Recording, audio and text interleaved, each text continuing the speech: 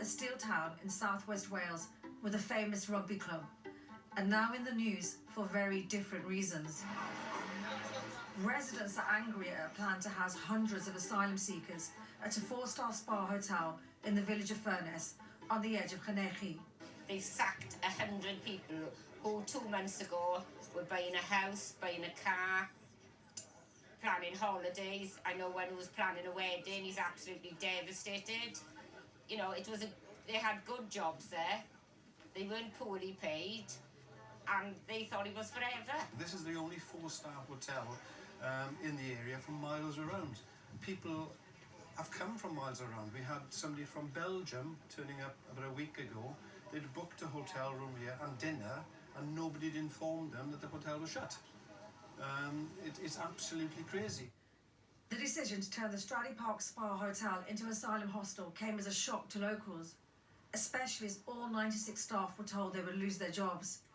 It has caused real anger within the town. A lot of criticism has been directed at the Home Office and some at the asylum seekers. The Welsh people and the British people do not want this. We can't take it as a country. It needs to stop. They need to stop the boats coming over. They need to get off their backsides and sort out all the immigration problems. They've caused this problem, the Home Office, and instead of dealing with it, they're shoving them off further and further away from London. There's no plan with the Home Office at all. They don't seem to be thinking further ahead than paying these companies massive amount of money to put them in hotels. A public meeting involving the town's MP and other local politicians was attended by 400 people, and an action group was formed. Robert Lloyd is one of its leading members. Stradey Park Hotel was a real asset to Llanelli and to Carmarthenshire as a whole, because this is an area where we're trying to actually increase our tourism potential and tourism economy. It served everybody from the local racecourse to the rugby club to tourists in and out every day, golfers and so on. It was a real profit-making business. The protest outside the hotel's narrow access road led to a court case from the hotel owners seeking an injunction against the protesters. And the Furness Action Group started their own investigation into the contracts, including looking at Clear Springs, who are the contractors for the Home Office and responsible for finding accommodation for asylum seekers. It's staggering, to be honest with you, because Clear Springs Ready Homes hold a 10-year contract for providing asylum seeker accommodation in Wales, and that is worth in excess of £340 million over a 10-year period. And now, of course, they're taking a hotel which was running at occupancy rate of about 70%, and now they'll have more than 100% occupancy, won't they? Because they're going to put 241 asylum seekers in 76 rooms. So that's under 3-4 people on bunk beds in individual rooms. So basically, it's ×3 in terms of hotel accommodation, and they're going to lose their staff costs, of course, as well.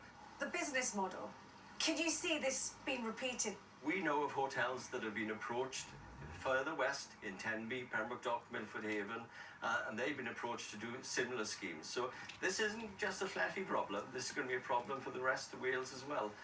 And quite honestly, you know, I'm disgusted with the Home Office and Suella Braverman and Robert Jenrick for the way this project has been carried out. The Home Office confirmed to Newsnight that the Stradey Park Hotel will be used for asylum-seeking families, but they told this programme that the use of hotels to house asylum seekers is unacceptable. They would not comment on commercial arrangements for individual sites. The government has said that the end of the use of hotels is dependent on finding alternative accommodation, such as the barge Bibby Stockholm, which started boarding asylum seekers this week. The Justice Secretary Alex Chalk appeared on BBC Breakfast to explain the move. It's no longer sustainable for the British people to be spending £6 million a day on up to 4-star accommodation. So of course we will be fair to people, ensure that they are put up in appropriate accommodation which is safe and clean and decent and so on. But we've also got to be fair to the British people as well, and that means ensuring that where there are alternatives to expensive hotel accommodation, be it a barge, be it disused army bases and so on, that we will, as the British people would expect, use that alternative. Whilst the UK is struggling to cope with housing thousands of asylum seekers, providing accommodation has become a lucrative business for some, with big money being offered from the Home Office. These decisions have been made hundreds of miles away, and the impact has been felt here, with people losing their jobs and a business central to the community. The local Labour MP says that the companies have ignored her request to discuss the situation, even when she travelled to London and Essex, where the investment fund who own the hotel are based. Clearly, they must have made a calculation that they're going to make more money than in this very successful business that they had here already. Now, that's a disgrace, because that's money that you and I as taxpayers are paying, and the Home Office is clearly paying over the odds because it is so incompetent. It's incompetent in the fact that it's having to look for more hotel space because it hasn't got the backlog of asylum seekers down. It's clearly incompetent in the way that it's going about the process. It's completely ignored the local politicians, the Welsh Government, the local county council, and as for the community, they feel totally disenfranchised by the Home Office.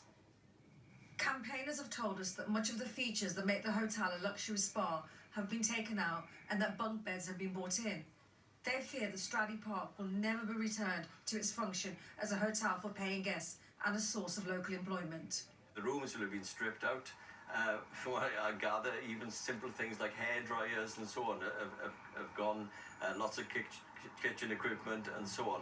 I hear this argument sometimes when people say, oh, it's all right, the asylum seekers, they're going to be in a 4-star hotel. I mean, there's nothing further from the truth, unfortunately. They're going to be on bunk beds, sometimes 4 to a room. They're going to have to be sharing a toilet. The Home Office's urgent requirement for tens of thousands of beds to accommodate those seeking asylum is, of course, a massive issue. But with the loss of 96 jobs and a popular local business, it has left people in Llanelli wondering whether there isn't a better way to meet the government's needs.